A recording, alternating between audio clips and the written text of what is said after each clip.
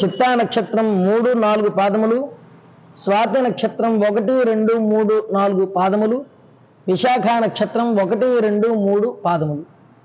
ఈ తులారాశి వారికి ఆదాయం 2, వ్యయం 8, రాజపూజ్యం 1, అవమానం 5. ఈ రాశి వారికి అష్టమ స్థానంలో గురు సంచారం, పంచమ స్థానంలో శని సంచారం వల్ల కొన్ని సానుకూల ఫలితాలు అలాగే కొన్ని ప్రతికూల ఫలాలు కూడా కలుగుతాయి. దీర్ఘాయుర్దాయం, ఆరోగ్యం, అలాగే పెద్దల ద్వారా సంక్రమించే ఆస్తులు, అలాగే సంపదలు, అలాగే కొన్ని పరిశోధనల్లో విజయం సాధించడం, వృద్ధి పథంలో ముందుకు సాగడం, ఇవన్నీ కూడా పురోగమనాన్ని సూచిస్తూ ఉన్నాయి. ఈ రాశి వారికి మిశ్రమ ఫలాలు ఉన్నాయి. అన్ని విషయాల్లో కూడా శుభము ఉన్నది, అలాగే కొంత జాగ్రత్త కూడా అవసరం. పంచమ స్థానంలో ఆ యొక్క కుంభరాశిలో శని సంచారం అనుకూలమైన ఫలితాలను ఇస్తోంది.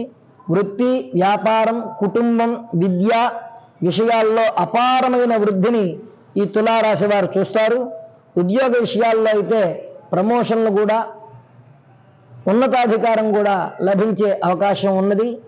రైసు మిల్లర్లు, అలాగే యంత్రాలకు సంబంధించినటువంటి అన్ని వృత్తి వ్యాపార వర్గం వారందరూ కూడా చాలా సంపదల్ని పొందుతారు. ముఖ్యంగా చిత్తా నక్షత్రం వారికి కలిసి వచ్చే అవకాశం, స్వాతి నక్షత్రం వారికి కూడా గృహయోగం కూడా ఉన్నది. అన్ని విషయాల్లో అన్ని రంగాల్లో ముందుకు సాగుతారు. ఈ తులారాశి వారు ఈ సంవత్సరం అంతా కూడా శివుడికి అభిషేకం చేసుకోవడం, శివనామస్మరణం చేయడం, అలాగే సరస్వతీదేవిని పూజించడం వల్ల అన్ని విషయాల్లో కూడా లాభాలని పొందుతారు.